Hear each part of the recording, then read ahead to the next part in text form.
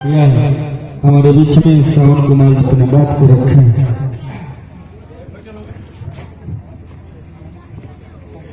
करुणा के सागर तथागत गौतम बुद्ध, दलितों के मसीहा बाबा साहेब डॉक्टर बी.आर. अम्बेडकर और गुरु के गुरु महान गुरु बाबा रविदास जी के चरणों में श्रद्धा सर्पित अमित करता हूं।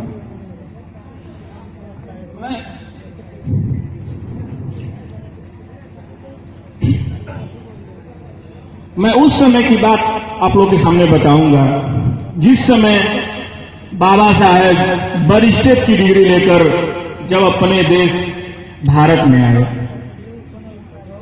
बाबा साहेब जब भारत में आए और एक गाड़ी से उतरे तो जा रहे थे, जाते थोड़ा शाम हो गया था। तो एक उस समय ऐसे 4 व्हीलर या 2 व्हीलर गाड़ियां नहीं चलती थी, एक का टांगा चलता था। बाबा साहब एक टांगा वाले के पास गए।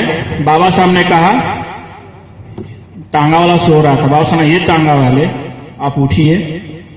जैसे बाबा साहब को देखा तो कहा कि अरे आप महाराज आइए, ये बैठिए बैठिए, मेरे टांगे में बैठिए आप।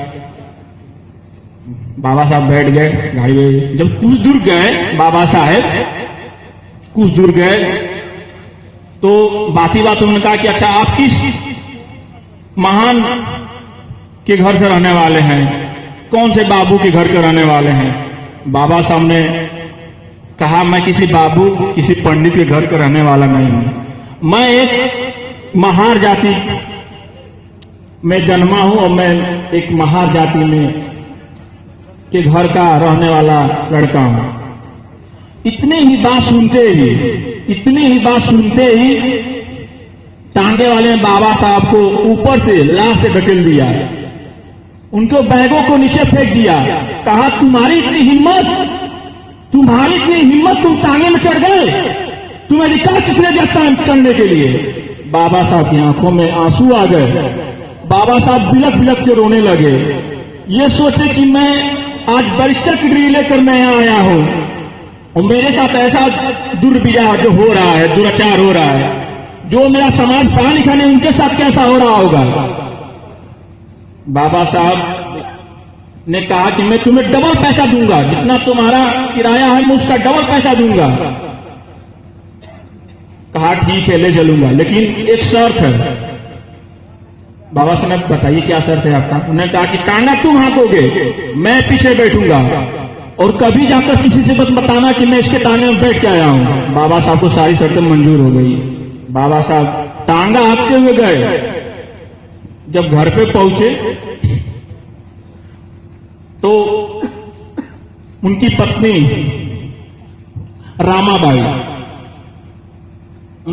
रामाबाई उनके लिए अच्छे अच्छे गद्दे तकिया सब लाई हुई थी और अपने लिए फटी साड़ियां पहनी हुई थी। बाबा साहब देख तो उनकी आंखों में आंसू आ गए। कहा, हे रामू तुमने ऐसा क्यों किया। तो बाबा साहब ने कहा कि की पत्नी ने कहा कि आप बाहर से पढ़ के आए हैं, विदेशों में पढ़े हैं, अच्छे अच्छे घरों में रहे होंगे, अच्छे अच्छे बिस्तरों पे सोए होंगे, तो आपको शायद ये सब भाई नहीं। बाबा साहब ने कहा, मैं भले ही वहां रहा लेकिन मेरा दिल सदैव अपने भारतवासियों के यहां अपने चिंतित रहते थे वहां पर।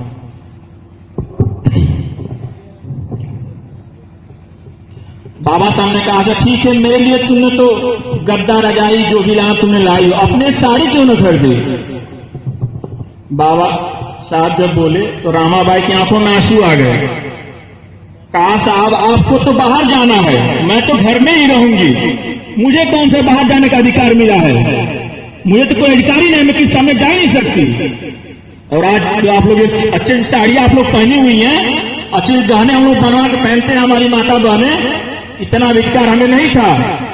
यह अधिकार किसने दिलवाया। बाबा साहब ने दिलवाया हमें। इसीलिए मैं धिक्कारता हूं, मैं बाबा साहब के गद्दारों को जिताता हूं जो बाबा साहब को नहीं मानते हैं। जो भी आज हम 4 व्हीलर गायब चलते हैं, 2 व्हीलर गायब से चलते हैं, दिन भर गायब से दौड़ते रहते हैं। अगर यहां से हमें चौक पे भी जाना है तो हम गाड़ी से जाएंगे, पैदल नहीं जाएंगे। हमें जो सूट बूट पहनने का अधिकार मिला है बाबा साहब ने दिलवाया, और आज हम उन्हीं को भूल जाते हैं। 6 दिसंबर है तो अच्छे अच्छे वक्ता भी आए हैं, अच्छे अच्छे लोग स्पीच दे रहे हैं, हम लोग अच्छे से बैठ के सुन रहे हैं। और कल से क्या होगा? कल से फिर भूल जाएंगे, हम लोग आडंबर में डूब जाएंगे। जो बाबा साहब अधिकार दे गए हैं, बाबा हमारे कोई इतना भी अधिकार नहीं था कि हम किसी मंदिर में प्रवेश कर सकते थे।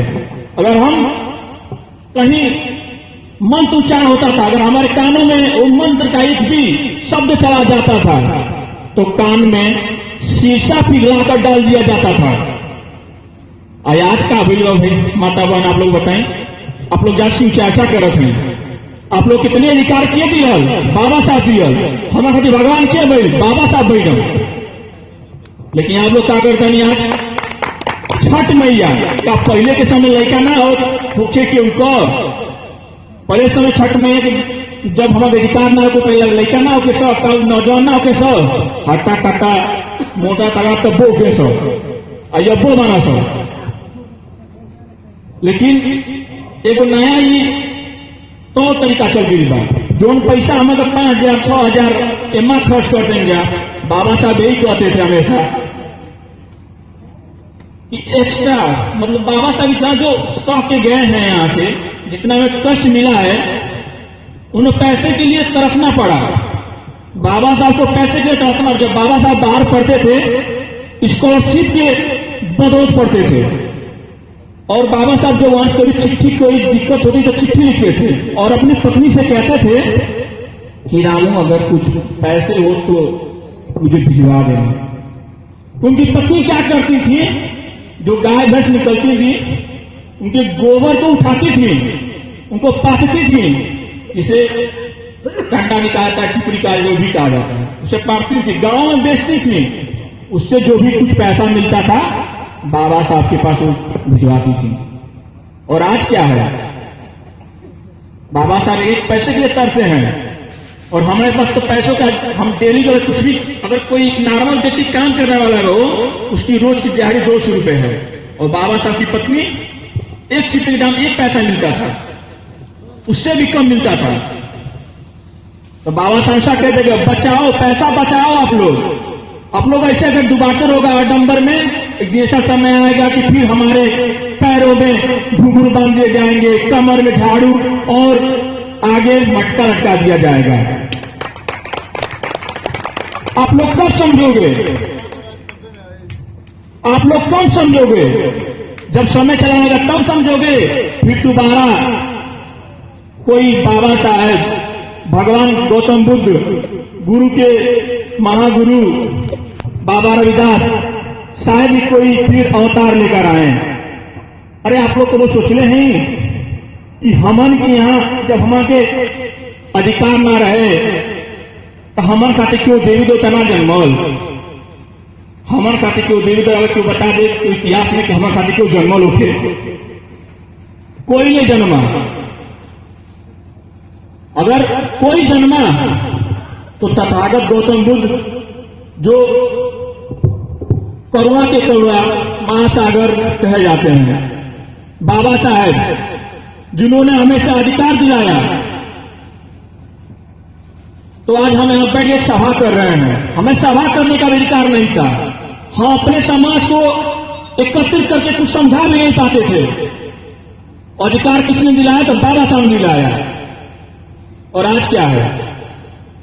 आपको बता दें, सिंदूर जो इतना छोटी सी बात है, मुश्किल 2 रुपए की मिलता है, सिंदूर लगाने का अधिकार नहीं था हमारे समाज को। सिंदूर का अधिकार किसने दिया? तो बाबा साहब ने दिया। और आज क्या है? अगर शादी होती है तो एक पंडित को हम लोग हमारे यहां बुलाते हैं, लोग पंडित से मंत्र पढ़वाएंगे, बाबा साहब कोई मान भी नहीं करेगा। मैं यही चाहता हूं और आप लोग से हाथ जोड़ के विनती बाटे कि आप लोग आडंबर में न डूबी, पहुंची मनने से पहले के जानी। बाबा साहब हमेशा कहना कि हम बस माने नहीं, जिस चीज को मानते हैं उसको जाने। जब हम चीज को जानेंगे तब उसको मानिए। बिना जाने ही आप लोग मानने शुरू कर देते हैं। पहले हम लगाएंगे ये सस्ती माता तो के में इतना ढाई की चढ़ाई, हम पहले पास हो जाएंगे। यानी खुद को विश्वास नहीं है हमें। बाबा साहब ऐसा कहते खुद पे विश्वास कीजिए। अगर खुद पे विश्वास रहेगा हम किसी भी मंजिल को पा सकते हैं। लगन होनी चाहिए। बाबा साहब के बारे में इतना ही बताया जाए, शायद पूरी रात निकल जाए, लेकिन कभी कुछ पूर्ण रूप से कोई कुछ कह नहीं पाएगा। बाबा साहब कितने कष्ट हैं। बाबा साहब जब गोल में सम्मेलन हो रहा था, बाबा साहब जाने वाले थे। उसी दिन उनके चौथे पुत्र का देहांत हो गया। बाबा साहब गए, रो रहे थे। तभी वहां से खबर आया कि लंदन जाना है। बाबा साहब ने सब कुछ रोना धोना भंग किए और जाने लगे। उनके ग्रामवासियों ने कहा, हे भीमा, तुम इतनी भी दया नहीं है कि तुम्हारा बेटा मरा हुआ, तुम गोल में सम्मेलन में जा रहे हो। बाबा साहब ने क्या कहा उस समय? आंखों में आंसू निकल रहे थे बाबा साहब के। बाबा साहब ने ये कहा कि अगर मैं आज नहीं गया तो गार्डियन कंपनी मेरे हजारों पुत्रों को डेली मृत्यु के घाट उतारती रहेगी। मैं एक पुत्र के लिए हजारों अपने पुत्र को बलिदान नहीं दे सकता। ऐसे थे बाबा साहब अपने, जिन्होंने अधिकार दिलाया जाकर। सोचिए अगर हमारी घर क्यों अगर मृत्यु हो जाता, हम की क्यों कोई, हम तो खुदे ना गए। लेकिन बाबा साहब अगर हम मानता नहीं, अगर हमारे उसमें कोई काम पड़ी तो हम जरूर जाए। हम समाज के लिए अगर हम कुछ करना चाहते हैं, बाबा साहब ऐसा सोचते थे कि हम समाज को एकत्रित करना चाहते थे, समाज के लिए कुछ करना चाहते थे, तब बाबा साहब हुए हैं। बाबा साहब जिस समय हमारे पास नौकरी का अधिकार नहीं था, बाबा साहब उस समय 2000 रुपए की नौकरी करते थे। बड़ोदरा के महाराज के यहाँ 2000 रुपए की नौकरी करते थे। और जिस समय 10 रुपए में 10 भर का सोना मिल जाता था, उस समय वो 2000 रुपए नौकरी करते। सोचिए कितना वो महान व्यक्ति हो गए थे अगर चाहते पैसा को ढूंढकर। लेकिन सिर्फ पैसा से होते। बाबा साहब ने ऐसा नहीं सोचा, पैसे के पीछे कभी नहीं भागे। हमेशा बाबा साहब अपने कर्म को प्रधान दिए। कर्म प्रधान है, हमें कर्म करना चाहिए। कर्म जब तक नहीं करेंगे फल नहीं मिलेगा हमें कर्म करना चाहिए।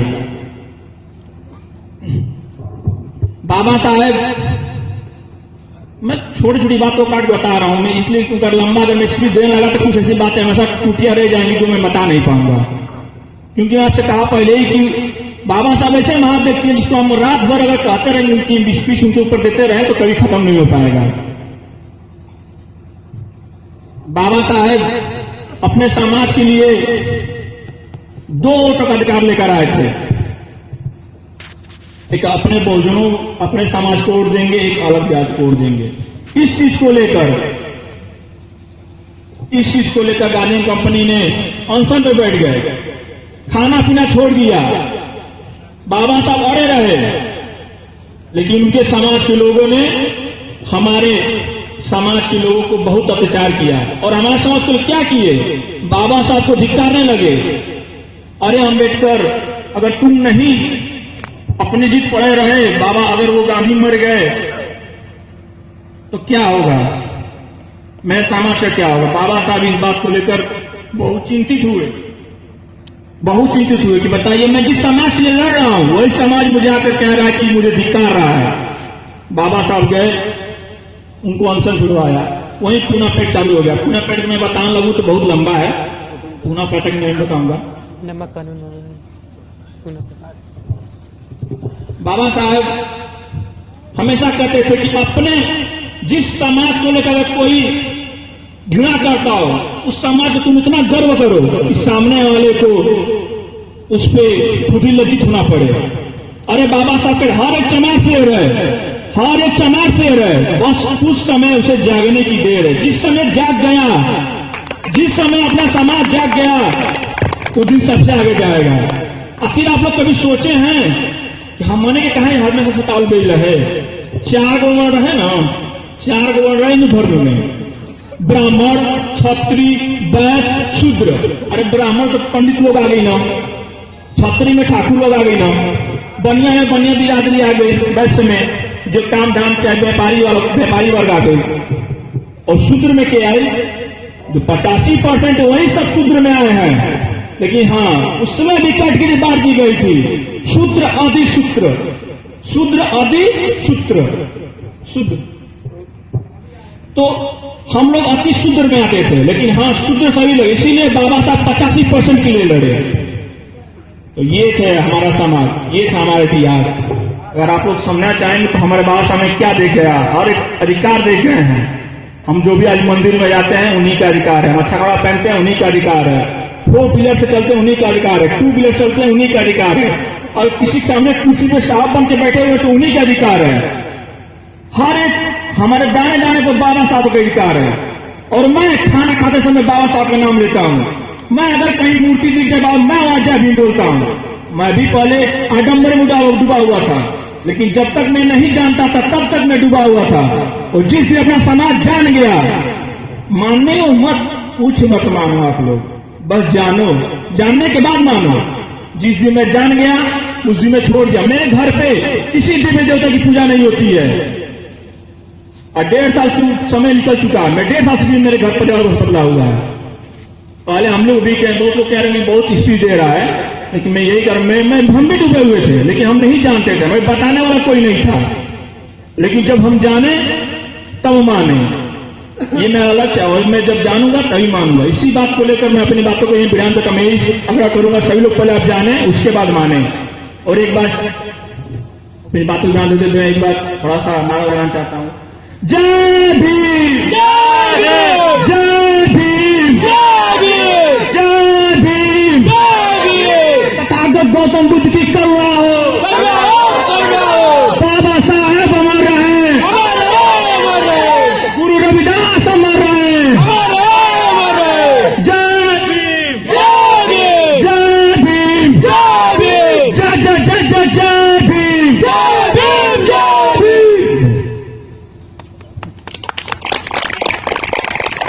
बहुत बहुत